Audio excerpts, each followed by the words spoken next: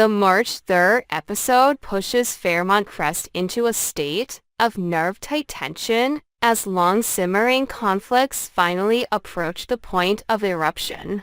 At the center of every gaze stands Nicole, caught between two kinds of men, two kinds of love, and two very different kinds of danger.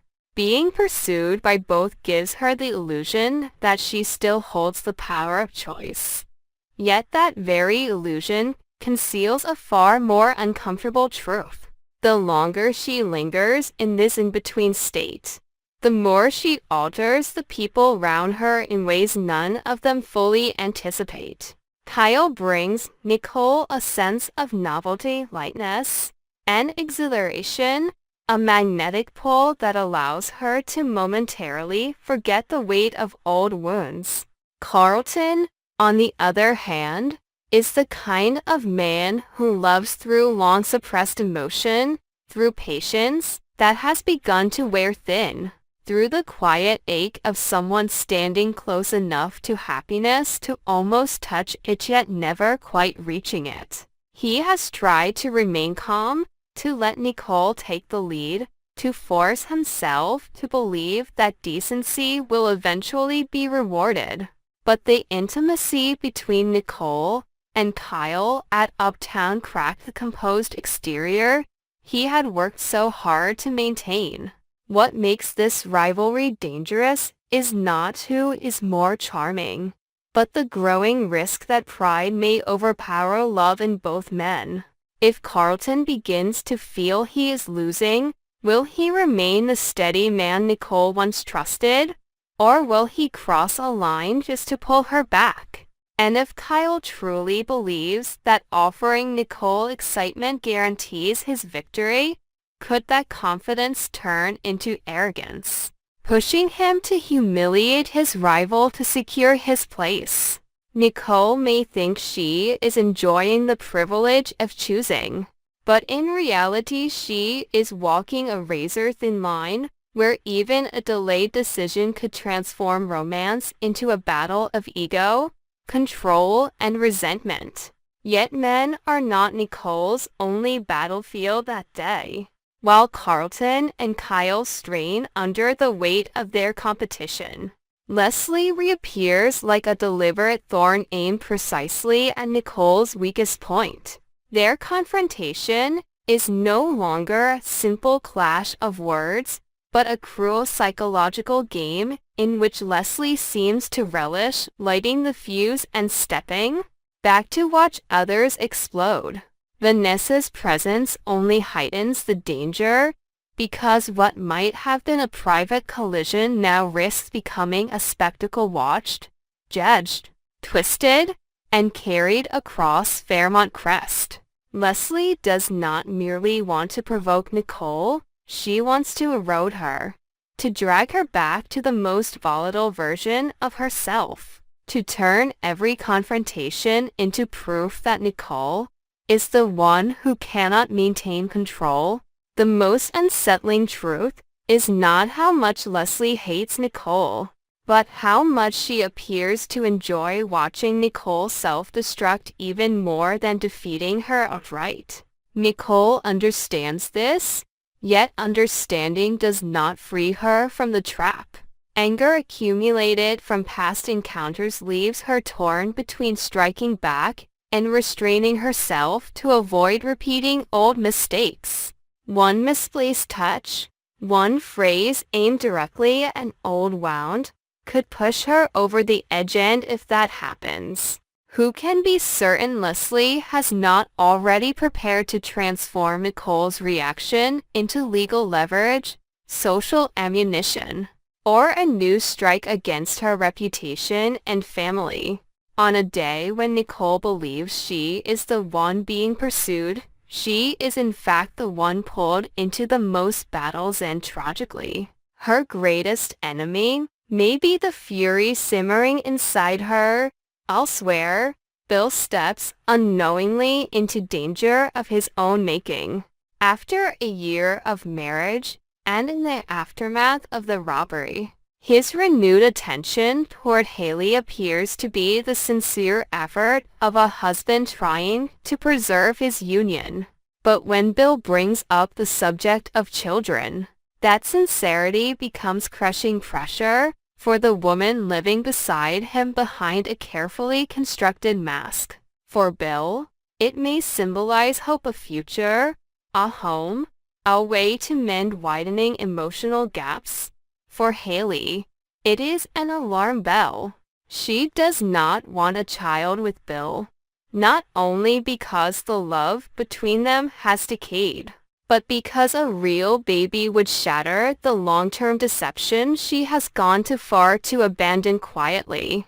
After last year's miscarriage and her secret use of birth control, Haley always knew this topic would resurface. She simply did not expect it before she had secured an escape. Her trap lies in the paradox. The longer she pretends to sustain the marriage, the more she must perform a future she has no intention of living.